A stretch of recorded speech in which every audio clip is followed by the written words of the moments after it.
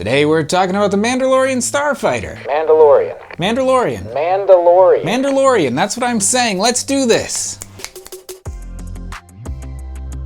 Good afternoon, Mandalorian Fandalorians. I'm Josh, this is Josh Build Stuff. Today we're talking about the Mandalorian Starfighter. This set just came out at the beginning of August in 2021. It contains 544 pieces and costs $60 here in the US. Let's start off this review with a couple of questions. What? It's a Mandalorian Starfighter. Who? 3 Mandalorian minifigures. And when is actually the biggest question I have. I assume that this Lego set is supposed to be from the Clone Wars era because we've got Gar Saxon. We also have Bo-Katan, but she appears in the Mandalorian television series. And we also have Mandalorian Starfighters that appear in the Mandalorian television series. So I'm going to say this is a Clone Wars era ship, but feel free to correct me in the comments down below if you know that I am in fact wrong. I'm gonna be honest with you. I'm struggling to have a lot to say about this set. There's nothing wrong with it. It's perfectly adequate. I don't know how I feel about it. Honestly, I built this set several weeks ago. It came out at the beginning of August. I built it pretty much right away, and now it's into September, and I usually know how I feel about a set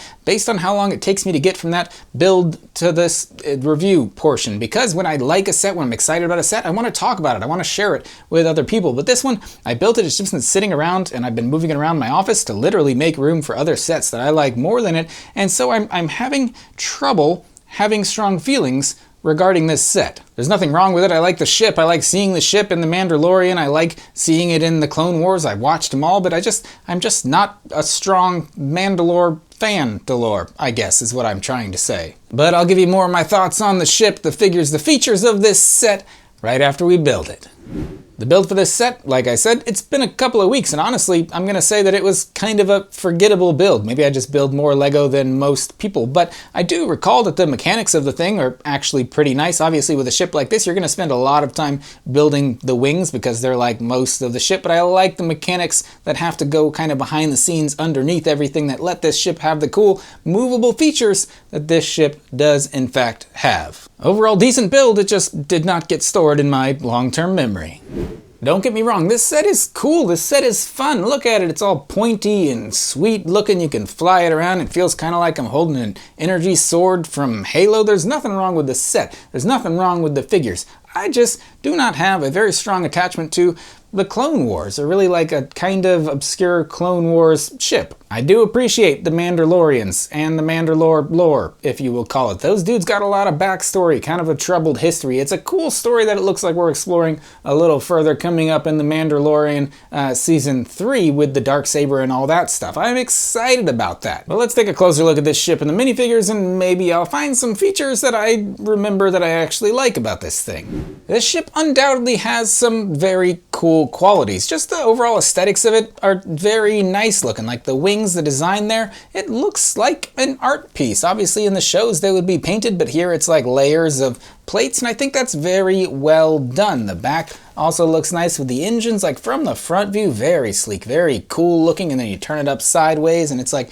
ooh, that's cool, it's flying through the air. It does have this rotating cockpit motion, which is accurate to the show, and then it's like, oh yeah, that's a cool Mandalorian Starfighter design. I like that part, but I don't like some other things about this ship. It suffers from the same kind of downside that the other Imperial shuttles do, that like the Bad Batch shuttle does, and that's that we see a lot of the underside of the wing when we transition into this landing motion. Also, when we enter this landing motion, you can see that we got little landing gear, I guess we can call them little feet, but really the thing doesn't sit at a 90-degree angle when it's landed, and that bothers me, maybe more than most, because I don't know about you, but I'm a big fan of 90-degree angles, and this ship, well, sorry to say, that is just not sitting at a 90-degree angle.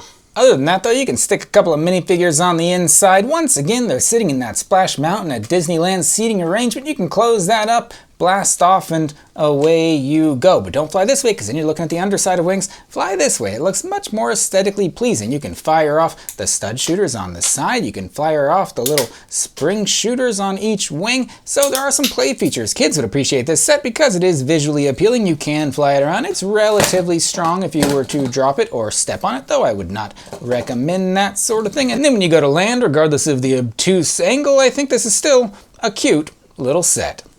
Perhaps the saving grace of this set is actually the minifigures, because one thing is for certain, Mandalorians are cool, and these minifigures are also cool. Each one gets their own jetpack. We get 3 different variations of Mandalorian helmets. I think they all look super sweet in their slightly different Mandalorian armors. We have Gar Saxon, whose name reminds me of a long, skinny Florida native fish, but this minifigure is anything but a long, skinny native Florida fish. I love that red spiky helmet, the red armor. I'm glad this dude got a face print, because this next dude did not.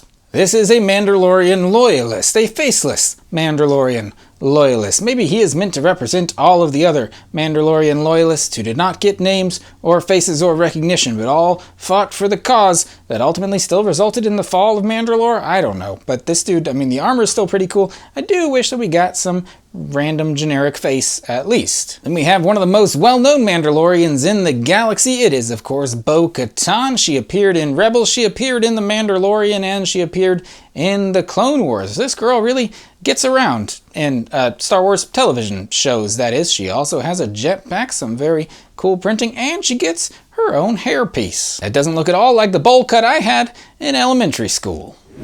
So in conclusion, 6.5 out of 10.5 is the score that I would give this set on an irrational scale. You would probably enjoy this set if you're a big fan of Mandalorians or Mandalorian lore or whatever you want to call it. Honestly, I wish this set was closer to the $50 mark, but if we're being really honest, I wish this set was closer to the $10 mark, as long as we're throwing out crazy price things. But hey, we don't always get what we wish for. Just look at my parents. This is how I turned out. Sorry, Dad. One thing we can all agree on, Mandalorians are just dang cool, but that doesn't mean that every single LEGO set based on Mandalorians is going to be automatically cool. You've got to earn it. And speaking of earning it, I would really appreciate it if you hit like and subscribe on this video and this channel for more great reviews just like this one. A little weird to call your own reviews great. For more okay reviews just like this one. For more reviews just like this one. For more reviews just like this one. As always, thanks so much for watching. Hope you enjoyed this video. If you did, be sure to like, subscribe, and tell your friends again. Thank you so much for watching. I'll see you next time, Fandalorians. I gotta think of something else there.